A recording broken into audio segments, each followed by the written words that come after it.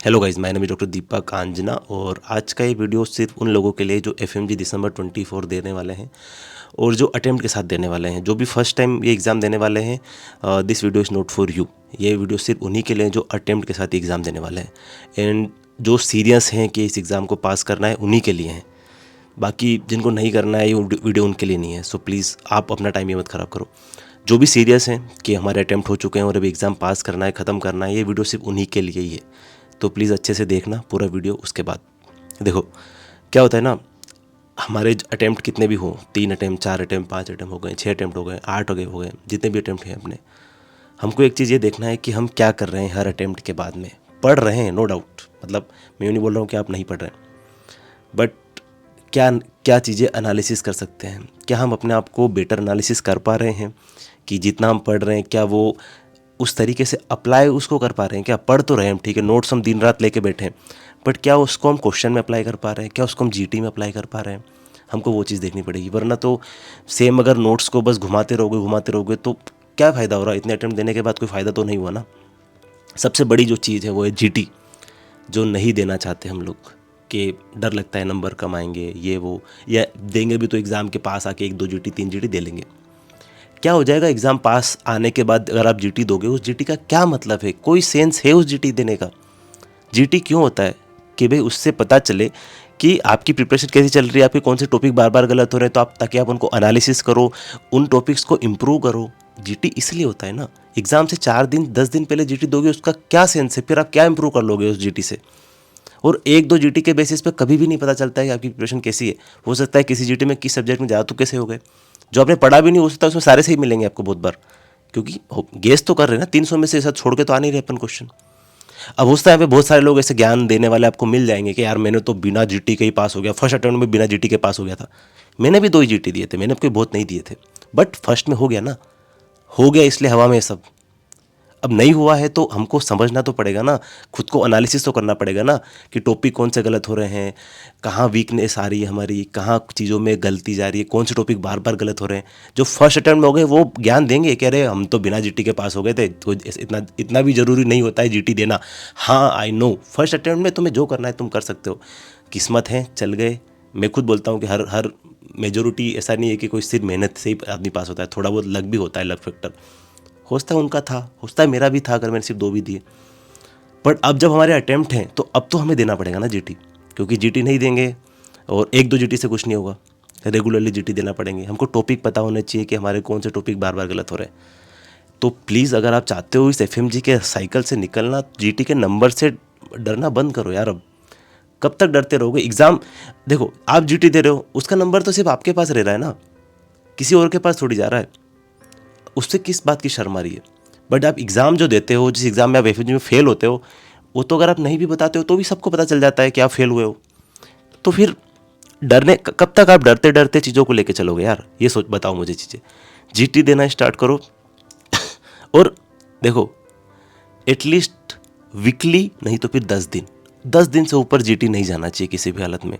और अगर आपको लगता है कि नहीं यार मैं बहुत एनालिसिस करने मुझे वो होता है, तो मैं बताता हूँ उस हिसाब से एनालिसिस कर लो। पूरा दिन अगर वेस्ट नहीं भी करना है, अगर नहीं चाहते हो करो तो अच्छी बात है, पर अगर नहीं कर पा रहे हो तो सिर्फ इतना कर लो, जीटी मन मार के 300 का जीटी दो और 300 एक साथ दो। ये 150 वाला नाटक नहीं चाहिए कि सुबह 150 दिया फिर अगले दिन 150 दिया, वो नहीं चाहिए। 150 एक साथ देना है और 150 करके पूरा एक साथ 300 ही निपटाना है, एक साथ में एक सीटिंग में ही जाना है, बस उतना होना चाहिए। जीटी दिया, जीटी देने के बाद क्या करो, जीटी एक वाइट पेपर लो, उस पर सब्जेक्ट वाइज डाटा प्रिपेयर करो। एक सब्जेक्ट वाइज डाटा प्रिपेयर करो कि एक पेपर रखो, उस पर सब्जेक्ट वाइज लिस्ट बनाओ। जीटी दिया, उसमें सब जीटी में कितने नंबर आए, हर सब्जेक्ट में कितने क्वेश्चन थे, कितने सही हुए, कितने पहले ये नंबर लिख लो। हर जीटी का आपको उस पेपर संभाल के रखो, एक ही पेपर पे सारे नंबर होने चाहिए, कितने क्वेश्चन थे, कितने सही हुए, कितने गलत हुए, सब्जेक्ट वाइज। एक काम कर लिया, इस पेज को साइड में रख दो। अब दूसरा काम क्या करना है, एक जीटी की कॉपी बनानी है। जीटी कॉपी बना के उस कॉपी में अपन क्या करो, हर सब्जेक्ट के लिए 3 3 4 4 पेज छोड़ दो, बस हर सब्जेक्ट के लिए, सारे 19 सब्जेक्ट के लिए से अपन 4 4 पेज छोड़ देते हैं। फिर जो भी सब्जेक्ट अपन ने करा, फॉर एग्जांपल ओबीजी का अपने को रिव्यू करना है, तो ओबीजी में देखो कौन से क्वेश्चन गलत हुए, प्लस गेस वाले भी। जब आप जीटी दे रहे हो तो जिनमें गेस क्लिक कर रहे हो ना, गेस किया है या 2 में कन्फ्यूजन था, उसको भी डालोगे। और भले कोई बात नहीं, भले आप 300 में से 200 250 भी गेस में कर रहे हो तो कोई बात नहीं, करो। ज़रूरी है वो चीज़, जिसमें सिर्फ पूरे श्योर हो उसी को हिसाब से करो। बाकी जिनको गेस भी कर रहे हो तो गेस वाले पे क्लिक करो, जीटी में ऑप्शन होता है ना करने का वो चीज़। अब हमको गेस वालों को भी एनालिसिस करना है, गलत वालों को भी एनालिसिस करना है। तो फॉर एग्जांपल यूँ मान के चलो कि 300 में से हमको 200 क्वेश्चन का एनालिसिस करना है, तो क्या करना है, सब फॉर एग्जांपल ओबीजी, तो ओबीजी के पेज पे जाओ, ओबीजी के एनालिसिस में जाके सिर्फ इतना देख लो कौन कौन से टॉपिक गलत हुए, उन टॉपिक के उस सब्जेक्ट के नीचे नाम लिख दो, जो भी टॉपिक है, ठीक है। इतना काम हर सब्जेक्ट के लिए करना है, टॉपिक वाइज नाम लिखना है, टॉपिक उन टॉपिक के बस टॉपिक के नाम लिख लो। इतना कर लोगे, आधा घंटा 40-45 मिनट लगेंगे इस काम में, बस उससे ज़्यादा नहीं लगेगा। और ये हर जीटी का करना है। अब करना क्या है, जब आप वो सब्जेक्ट रिवाइज करोगे ना अगली बार, तो वो सारे जीटी का टॉपिक वाइज देखो लिस्ट कि कौन से टॉपिक गलत हुए थे अपने, उन टॉपिक को अपने मेन नोट्स में मार्क करो कि हाँ ये कहाँ से गलत हुआ, ये कैसे गलत हुआ, क्यों गलत हुआ। अगर हमारे नोट्स में है और फिर भी क्यों गलत हो रहा है, बाहर है तो कोई बात नहीं, नोट्स से बाहर की चीज़ है तो छोड़ो, उस पर इतना मत ध्यान दो, पर नोट्स में से चीज़ें गलत हो रही है। जब आप ऐसे 4-5-6 जीटियाँ करोगे ना, तो आपको बहुत सारे कॉमन टॉपिक्स मिलेंगे जो आपके बार बार गलत हो रहे थे, जो हमें नहीं पता चल रहा था। तो इसलिए पूरा दिन भले मत करो रिव्यू, कोई बात नहीं, जो कर रहा है तो बहुत अच्छी बात है। और कर भी रहे हो ना रिव्यू, तो बेटर है कि आप ये करो कि आप जैसे फॉर एग्जाम्पल ओबीजी का आप रिव्यू कर रहे हो आज ही, तो वो उस क्वेश्चन के नीचे के सॉल्यूशन को देखने के बजाय फटाक से उस टॉपिक को उस नोटबुक में उठा के फटाफट वहाँ से देख लो। इसी बार उस कॉपी का रिवीजन हो जाएगा एक का।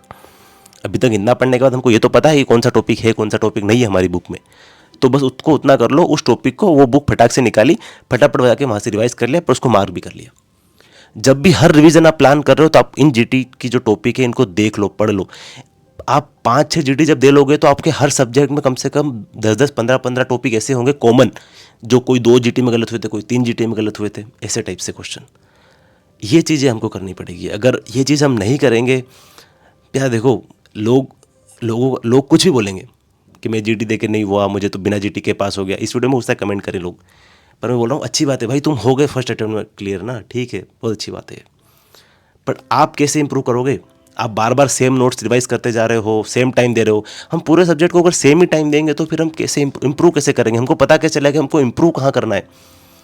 जीटी अगर आपके 100 नंबर भी आ रहे हैं तो कोई बात नहीं ना, तुम्हारे तक रखो। किसको बताना है अपने को जीटी का नंबर? क्या हमको किसी को बताना है जीटी का नंबर? कोई आपकी जीटी का नंबर देखेगा क्या?